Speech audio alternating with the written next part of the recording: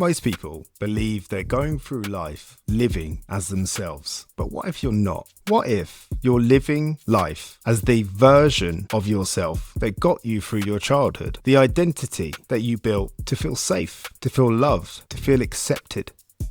Psychologists call this the adapted self. It's who you had to become to help you survive. But it's not the whole you, and one day it stops working. Most people don't live their lives. They live their coping mechanisms. They think they know who they are, but what they are really doing is just surviving with a story they've told themselves for years. A story built to keep you safe, but not free. Welcome to the Johnny Lawrence podcast, and today I'm going to be talking about potentially complicated topic where we're going to look at why we build false identities, how we recognize them when they're running our lives, and what it takes to burn it all down and rebuild. So what's the core message for today? Well, the first one is the masks that we wear. We all develop identities based on our pain, based on our fear, based on our external expectations, and we mistake them for who we truly are. When we're children, we unconsciously develop coping mechanisms and coping strategies, becoming the overachiever, being the peacemaker, becoming the perfectionist, or we just opt to be the invisible one. And we do all this to feel safe in environments that might be chaotic, critical, or emotionally absent. Sometimes in life, things happen to us that are so impossible feeling, so destructive, so insanely painful emotionally, that we never feel like we're ever going to be okay again. Not only do we feel like we can't move forward, many times we don't want to, because there's a truth about life now that we don't want to be true, that we do not want to accept, but we need to move forward. We need to find a way. So what we do is we create a story, a narrative, a lie.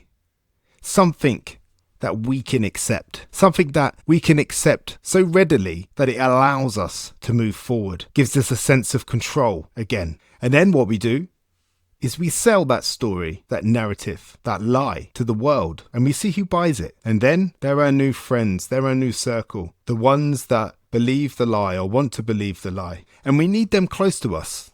And the reason we need them close to us is because we need to buy the lie back. We need everything around us to reflect this narrative, this story that we've told ourselves, because we need it. We need it to survive. We need it to feel okay. We need to believe this thing so much that we construct a life around us to support it. Our childhood and early experiences shape our survival identity. A kid who grows up in chaos can become the peacemaker or the joker to stay safe. And then as an adult, they still wear that mask, even when it's destroying them. The adaptive self forms a psychological shield. It protects us, but it also disconnects us from our authentic self, who we really are. And who we really are encapsulates what we want, who we want to be, how we want to live our life, our fulfillment, our happiness, our ambitions, our morals, our values, our beliefs.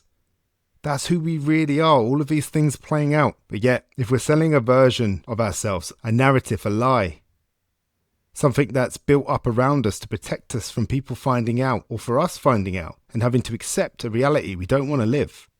But why does it feel like you, even when it's not? Well, your brain wires itself to believe that this is who you are. Remember, you want to believe this version. You have to believe this version. People defend this psychological prison like it's their palace. And the emotional cost is very often symptoms like depression, anxiety, and imposter syndrome. These are all symptoms of living out of alignment with your truth. Carl Jung spoke about the persona, the mask we present to the world, and the shadow, the hidden parts of ourselves we repress. The longer we avoid the shadow, the more anxiety, shame, and self-sabotage we experience. There's things about us, events, emotional imprints from those events that we just don't want to look at. And they live in the shadows of our soul, and they threaten to expose themselves in every interaction, every experience, every ambition, the what ifs, the maybes, the possibilities. It's overwhelming. And that's where anxiety lives. That's where catastrophization lives. That's where we won't take the risk. We won't risk failing. We won't put ourselves out there and move towards the things that we want in life. We won't, we can't. Because at some point, and this is the important part, we reach breaking point. Before you can become who you truly are, who you are at your core, the person that has the values and beliefs of the person they want to be when they're older, like as a kid, dreams of being an astronaut. Don't think kids really think that anymore, but perhaps they do. Whatever it is, a footballer, a rugby player, professional wrestler like me when I was a kid. But before you can become those things, before you can move towards that dream, that ambition, you have to confront the lies you've been telling yourself. And that confrontation is brutal. It really is. Sometimes we have these wet fish slap in the face moments, and it's our opportunity, I suppose, because in those wet fish slap in the face moments, all of a sudden you meet reality exactly as it is. All the things you've been hiding from, all the things that your intuition's been telling you all this time, all these tugs, all these coincidences, all these things that keep cropping up in your life, they all come to the surface and become undeniable. And you have to confront them. And in that moment, you have an opportunity to align with the truth that you don't want to be true. Or you can lick your wounds for a couple of days and re-accept the lie. And understandably, that's what a lot of us do. It's just easier. Remember, quite a lot of this is not choice, or at least it doesn't feel like it. So how do we recognize when we've hit breaking point? Hitting breaking point is when the adaptive self collapses under the weight of your true emotions, how you really feel. Because our emotions are how our soul makes requests. They're messages, and these messages are never wrong. Emotions are a bit like a calculator. If you put in the wrong numbers, you get the wrong answer. Our emotions always tell us how we feel about the information that we put in. Now, of course, that information could be wrong. Quite a lot of the time, as I said, we decide what things mean when we're a child. We have an event happen which conjures up emotions, and we decide in that moment that we're going to find a way to feel safe, to understand it. So we make up a story about what it means, and then we play that story out. And in most cases, it works. It's not the idyllic life you want, but it allows you to move forward. And the emotional impact, the emotional imprints that we had, they reverb for our life. If we experience fear at 6 years old, 7 years old, 8 years old, and then we experience fear in a varying capacity for our lives, every time we experience that fear, we have some version of that reaction, that trigger. Some of the signs are things like chronic burnout, existential dread, failed relationships, or success that just feels meaningless. Let's look at some of those. Chronic burnout. It's just, we don't want to fail. We don't want to fail so much that we just keep pushing. We sacrifice our health, both mentally and physically, to achieve a goal. And when we get there, it doesn't matter to us because it's not what we really want. We're not doing it for us. We're doing it to prove to the world that we're not whatever it is that we're scared of being. That existential dread is that feeling of dread every day that you have towards everyday things. You can't put your finger on it. Nothing feels innately wrong. It's not as if you've got to do anything horrendous today, but just dragging yourself through the day, again, just fills you with dread. And that's because you're not living the life you want to live. You're not being true to yourself. The people that you surround yourself with potentially aren't people you like or feel safe around. The places you go, you don't want to be there. And the things you have to use in your life, you don't really want to use them either. You're not interested in it. Nothing in your life is about you. It's about the lie and making sure that you keep that pretense up, that no one sees through that veil and sees you for who you really are, because they will reject you. That's what you believe. And as for relationships, you go on a date, you sell a version of yourself to the person that you think they're going to buy. They buy it. They love it. Oh, this person's so amazing. But then over time, in the moments when you're tired, hungry, or just stressed, the real you starts to come out because you can't pretend 24 hours a day. And then they're shocked. They can't believe you're this person. There's nothing wrong with you. You're just not the person that they bought into in the first place. And that's when the arguments come, because you feel shame about the lie that you know you're selling and the frustration that they won't buy it.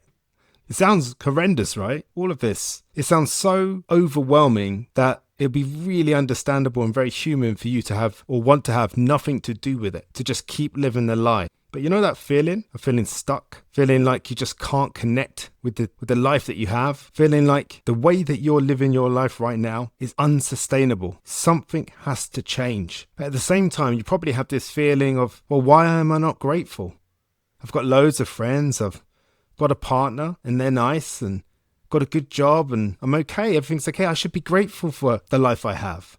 So why do most people run? Because they gaslight themselves. Facing the authentic self means grieving the identity you've clung to for decades.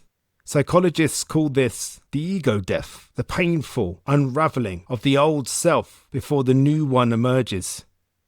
You see, you have to realize, or at the very least it's beneficial to realize, that that version of you kept you alive. When you faced those events in your life that gave birth to this adapted version of you, that adapted version of you kept you safe, kept you in the game, made you feel like you could cope and move through life. You felt okay. You never thrived, you never felt truly alive, but you were safe, you were okay. And the moment of truth is the terrifying realization that you don't actually know yourself. You don't know yourself at all.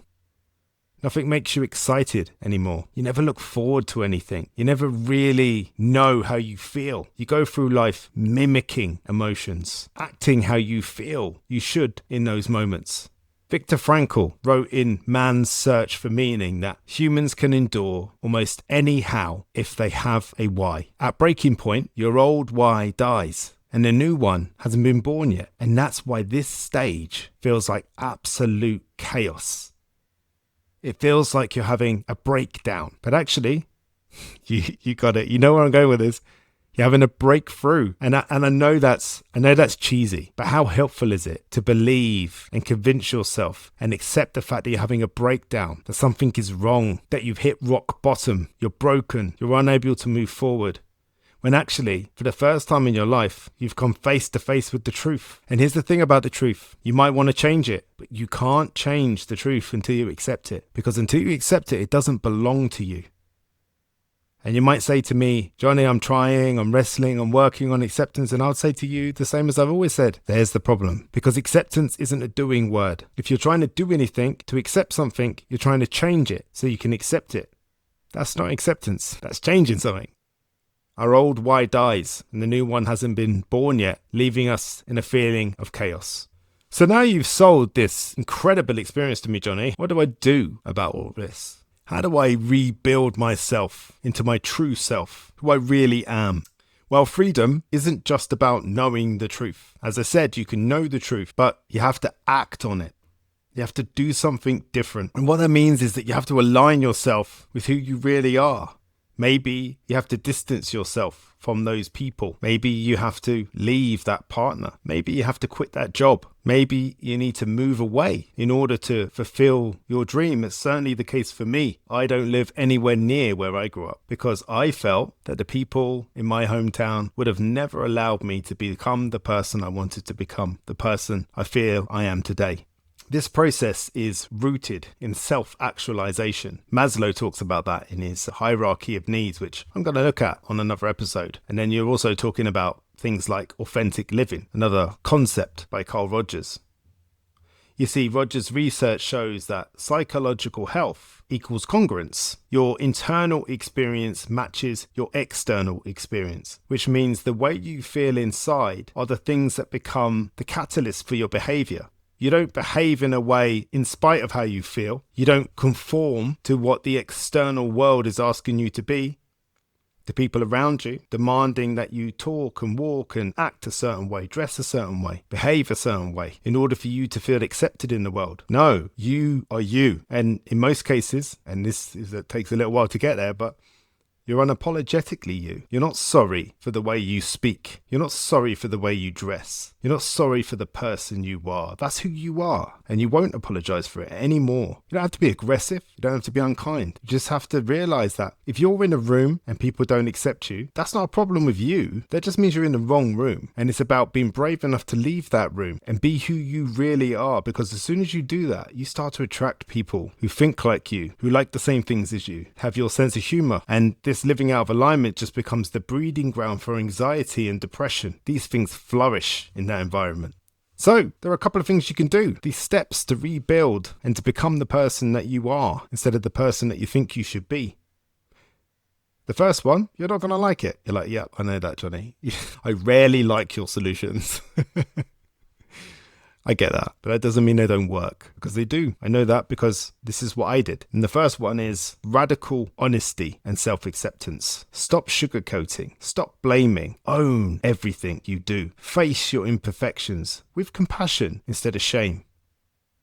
Realize that these ways that you are, you had to do that because you wasn't coping before. The truth wasn't something that you were able to accept. Alignment over approval. Start making decisions based on your truth. Instead of asking everyone around you what they think you should do, ask yourself. Sit alone and decide, what do I want? Start making decisions based on your truth, not other people's expectations. Make decisions based on your deepest values, not external approval. And in order to do that, you need to know what your values are. What do you value? What are the things that mean the most to you? What are they? And lastly, you've tried radical honesty and self-acceptance. You've chosen alignment over approval. And lastly, consistency over intensity. Real change isn't dramatic. It's not one big act. It's not one big thing, one big call or decision. It's about small daily actions. I will warn you though, this process is lonely at first, but I promise you it's worth it. You'll start to realize that the people that you're around, once you stop performing, you just won't align with them anymore. They won't have anything for you, and you won't have anything for them.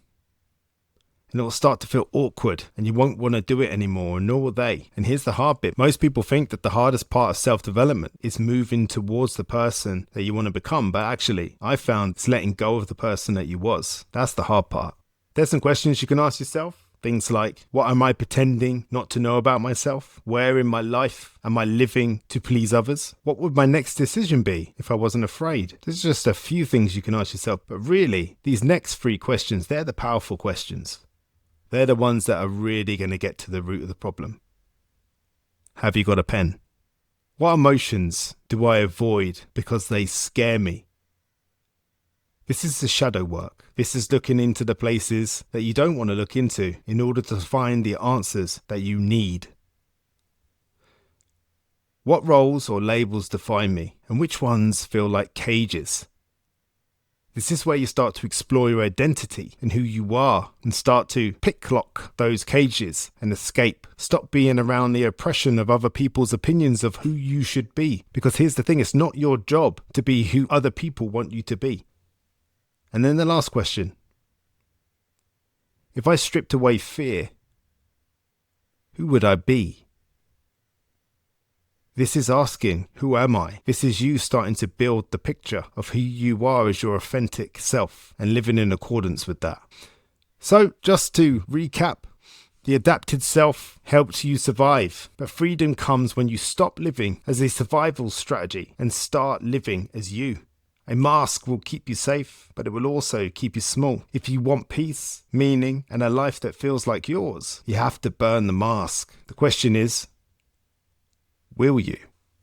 This has been a different style of episode today. Hopefully it's hit you in the place it's supposed to, because I do all of this for you. Very often I get messages from listeners who say, I felt like you were talking to me. That's the point. I am talking to you because I want you to live the life that you want to live. I believe you deserve it. There's nothing more tragic than living half a life, than being a performer, than trying to work out what everyone else wants you to be instead of just being yourself. It's relentless, it's exhausting, and it's temporary. Instead, get to know yourself, get to like yourself, learn to love yourself, and move through life making choices that align with the person you are, not the person you think other people want you to be. And if you need help with that, we've got the self-made course where we get you to look into your morals so you can learn who you are, to learn what you value in life. And your values can become your moral compass and direct you towards the things that are for you, the things that are about you. You can challenge those limiting beliefs and turn them into growth beliefs so you can start to propel yourself forward and move swiftly towards the things that you want. Then there's your ambitions, not the ones that other people picked for you, not the ones that make other people happy and proud, the ones that make you happy and proud, the ones that maybe aren't as grand as what other people want you to do. Maybe they're fun, maybe they excite you, maybe they're unpredictable, maybe there's something that you've never allowed yourself to think about. And then there's the drivers. Whatever metaphorical journey you're going to go on, as you do the self-made course, you're going to need some fuel. And if I'm honest with you, not every day you're going to wake up with the energy and the motivation and the inspiration to move forward. Some days you're going to want to suck it off and stay in bed. And some days that's okay. But on them days where you need to choose discipline over motivation, you need to know what drives you. You need to know what your why is so that you can move forward and tap into that passion. And then lastly, your environment. Not everybody's going to be happy for you. There are going to be people that try to stop you because they need you to be the person you are right now. They don't like it when you start to move away from them, and they will hold on tight. It's very hard to pull away when you don't know who they are. So environments is about identifying the people, places and things in your life that are holding you back and stopping you from being the person you want to become by supporting the person that you were and you didn't want to be. Anyway, this is a long episode, so I'm going to leave it there. The self-made course, if you're interested and you want to look at what it's all about, then go over to the link on the show notes, self-made, johnnylawrence.co.uk, and check it out. Thank you for listening today. As always, I would love it if you gave the podcast a 5-star review. I'd love it even more if you would write a review, something nice, something kind. If you can't give it a 5-star review because you hated it or you don't like it, let's part as friends and let's never see each other again. Thank you for listening to the Johnny Lawrence podcast, and I will see you next week for another episode.